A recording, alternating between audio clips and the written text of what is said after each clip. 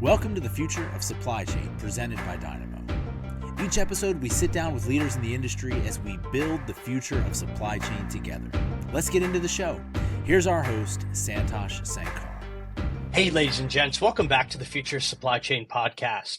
I'm your host, Santosh Sankar, and today we're going to be talking about disaster and recovery logistics. Joining me is Kathy Fulton, Executive Director at the American Logistics Aid Network. Welcome, Kathy. Hey, it's so great to be with you all. Thanks. It's great to have you on, and we're going to jump into some good stuff today, but I'd love for you to just take a few minutes and introduce the American Logistics Aid Network for our audience. Some people might have heard of it, others may not be as familiar. Yeah, I hope that a lot of you have already heard of us, but if not, I've been told we're the best kept secret in logistics. So American Logistics Aid Network, or it's just easier to say ALAN, is actually a nonprofit organization that was formed by members of the logistics and supply chain industry about almost 20 years ago now, right after Hurricane Katrina. We really exist to help get disaster relief efforts more, expedited by applying like the commercial logistics side of things to disaster response. And we do that in a variety of ways. It includes things like helping nonprofits access donated and discounted logistics services, helping businesses better direct their philanthropic efforts, and to actually understand what's happening during disaster. We don't do business continuity, but we can help them understand kind of what's actually going on. And then one other piece that we do is really to help government understand private sector supply chains and what's really going on with private sector supply chains during a disaster. That's so that everybody has limited resources, right? So that all of those limited resources can be directed in the best way to help disaster survivors. It's a little bit about who we are. Amazing. And so what's the Kathy Fulton story? How did you get into the wild, wonderful world of disaster logistics and disaster supply chains? Dumb luck. Really. So honestly, I never, this was not a career aspiration for me. I never thought, hey, I'm going to go run a nonprofit that does disaster relief. I actually started my career in information technology. About 20 years ago, I was working for a third-party logistics provider, Saddle Creek Logistics Services, down here in Central Florida. And right as ALAN was getting our start, my VP came to me and said, "Hey, there's this project that the organization needs done around technology. We think that you're the person to help lead that." And I'm like, I don't know, I kind of have this passion for humanitarian stuff, but I don't really have any experience. But what I did have was that technology background. I brought a group together and we looked at the technology and we said, that's probably not necessarily what the organization or the country needs, but here are some suggestions. And then I volunteered for a couple of years. I guess, that volunteering, they liked what they saw in the organization, kind of asked for my support. And the president of Saddle Creek at the time was like, if you want to go do this, we'll loan you as an executive for a couple of years. That couple of years turned into, a career. Now I'm 14 years into this. Wow. And I've been leading the organization for the last 10. I always like to say, my lesson out of that is kind of be willing to say yes, because it was really scary. I didn't have, like I said, no experience in this space. And I kind of took a leap of faith, and it's turned into this really beautiful thing for me personally to experience. Awesome. Well, jumping into it, natural disasters have a massive pull on supply chain services. And I think our audience has seen that over the years when there are hurricane events, tornadoes, earthquakes, even more man-made kind of dislocations. As we continue, we expect at Dynamo that kind of changing climate patterns are only going to make these outlier events, or what were originally outlier events, a bit more commonplace. And so while recovery efforts are largely focused on immediate aid and rebuilding, the long-term kind of viability of a community recovering from kind of such a catastrophic thing is largely dependent on supply chains, not just showing up, on day one, right? But, even after that on a consistent basis. I'd be curious, kind of taking a step back, how do we understand all of this? Like, what do our listeners need to know? People are still kind of thinking about the issues that North Carolina have faced 6 or 8 weeks ago from when we're recording today. Could you kind of put this all together for us? Because I'm but an amateur. You've been doing this for 15 years now. Yeah. So, I think supply chain activities are critical throughout the entirety of a disaster life cycle. In fact, there's some statistics that say that 60 to 80% of humanitarian spending, and that includes disasters, humanitarian spending, 60 to 80% of that goes towards logistics and supply chain focused activities. So it's critical regardless of when you're looking at the disaster, but we can't just show up on day one and not show up on day 100, right? Mm-hmm. So the needs are different, right? On day one, you're trying to figure out how to get hydration and food and, immediate kind of sheltering needs met.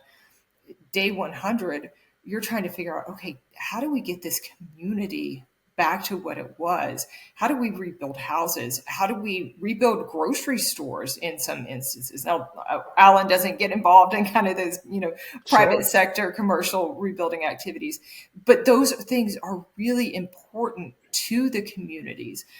Without the private sector supply chain, we don't, there are no resources for community members to access. So it's really about figuring out what do you need now and what do you need in the future. And I think as supply chain professionals, we're so good at doing that kind of short-term, mid-term, and long-term planning. So I really love when we can get supply chain brains, everybody's thought process into this to help us. You mentioned the word life cycle. And I'd be curious, right? Like, let's take the example of a hurricane. What does recovery look like?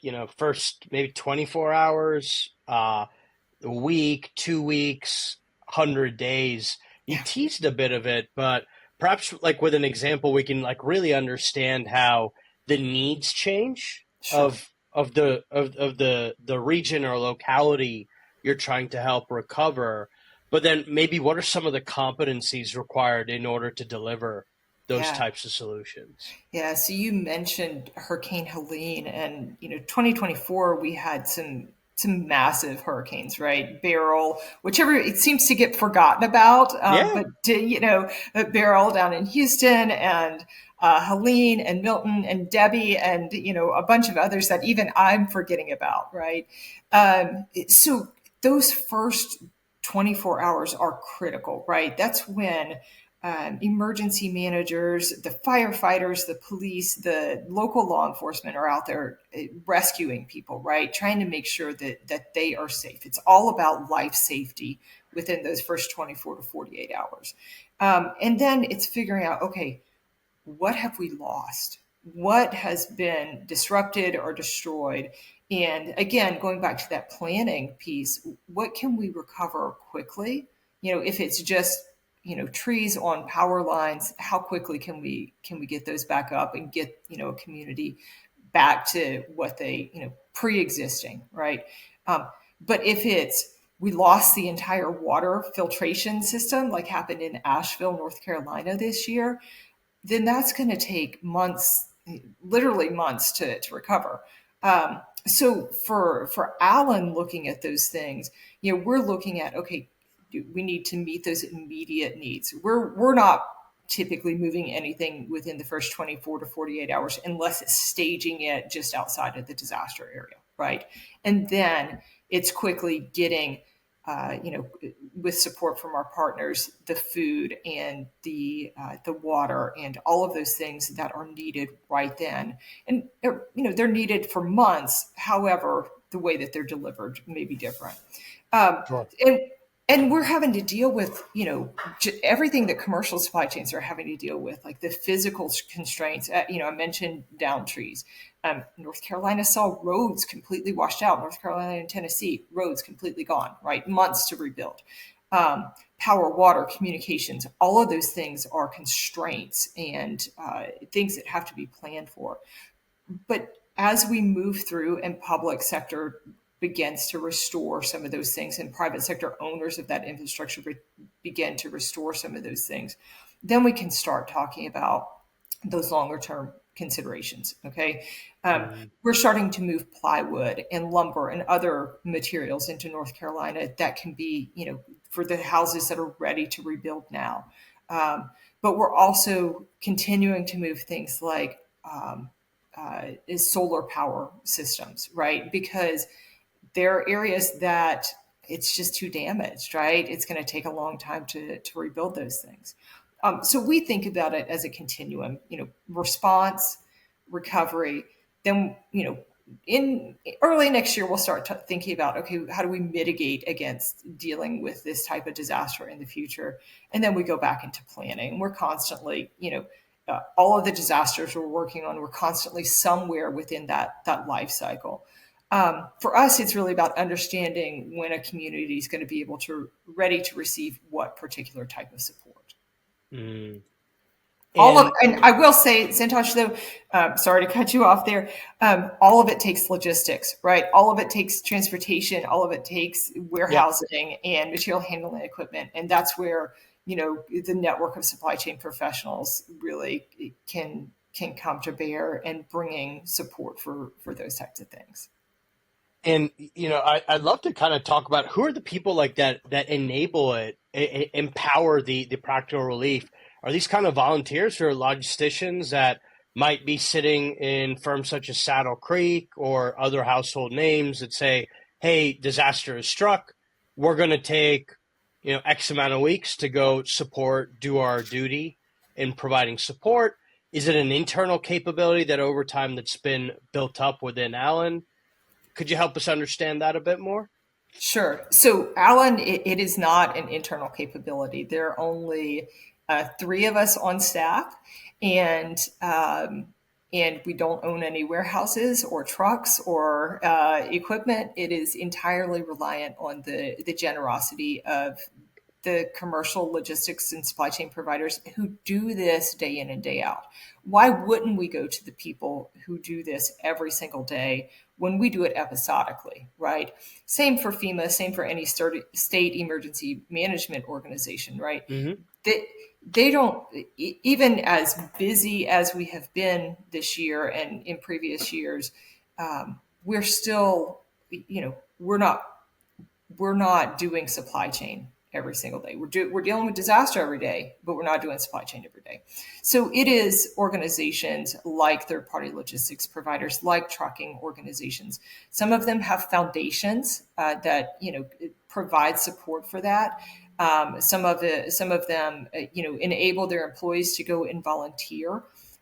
Allen's the only organization that's focused on this year-round. That's focused on supporting disaster from a logistics and supply chain perspective year round.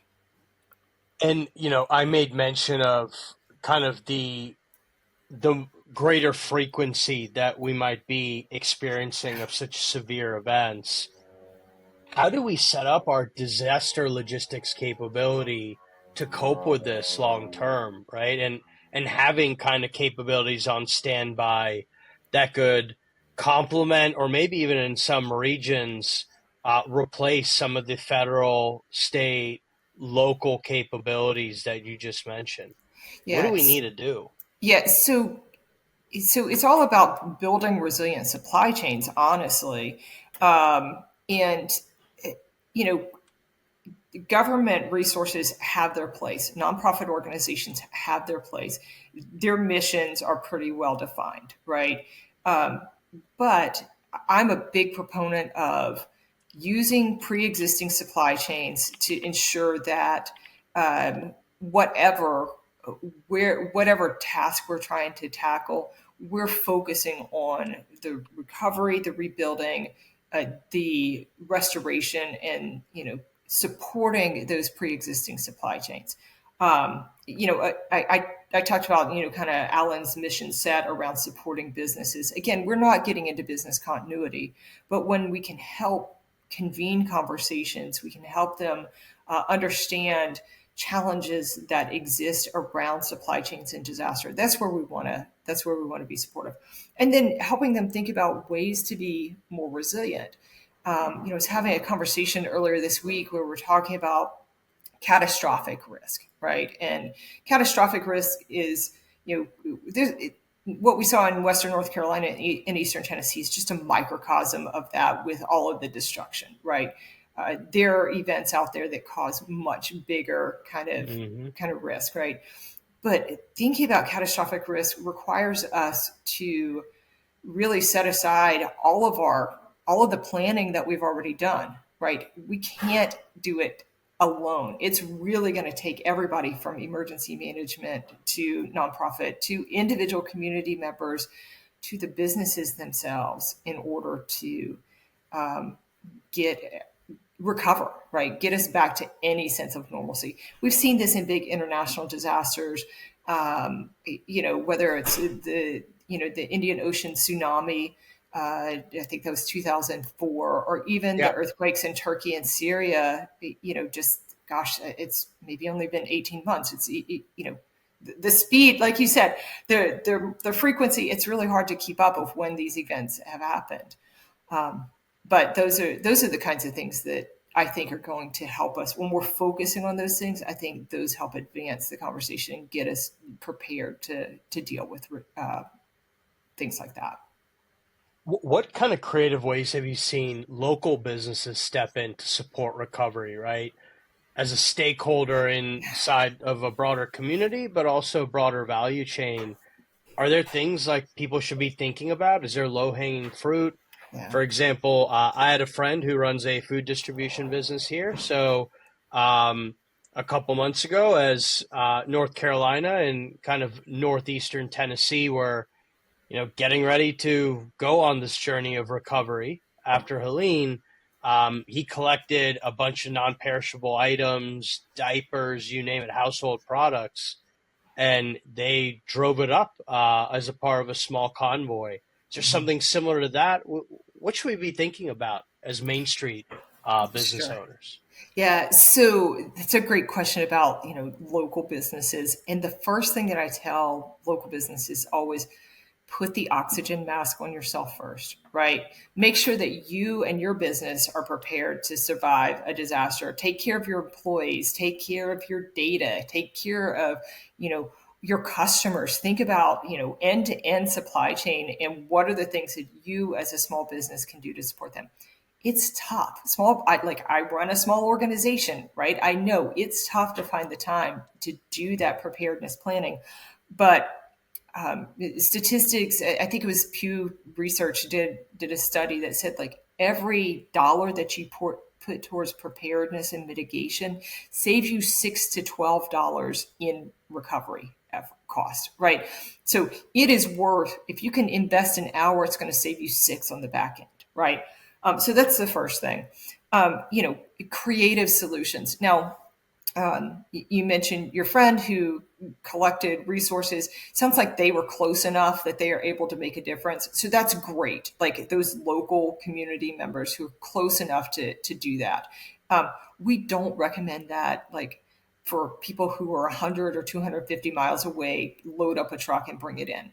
Number one, I've already spent a good portion of today talking about supporting the pre-existing businesses, right? So chances are that the local bodega is open or can be open with a little bit of support. So, invest the time to go and help them recover their business. And then, you're not just feeding the community, you're feeding the economic activities, right? That's right. From a logistics and supply chain perspective, we have one of our partners who's a 3PL in Augusta, RBW. And Augusta has not gotten a lot of press, but they had significant problems with their water and damages and, all of those beautiful old oaks on the national, just so many problems, right? But this organization, RBW, they got a call from the mayor that said, "Hey, can you help us?" And they helped them by providing trucking services. They helped them with, just understanding just even the expertise. Like, here is how you set up a warehouse. Here's how you receive supplies. Here is how you ship supplies. Here's how you segregate them.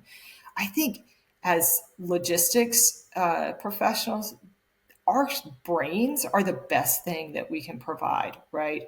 We had a volunteer go into Western North Carolina, and she's like, we spent the whole day just helping them organize, just to understand, like, hey, these are, like, people are going to request diapers every time.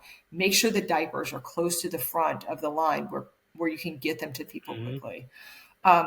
Those are the kinds of things that, like, again, take care of yourself first, think locally, and I'd be remiss if I didn't say cash is best, because then communities can go spend that on what they assess are their needs, rather than what someone 1,000 miles away thinks is best for them.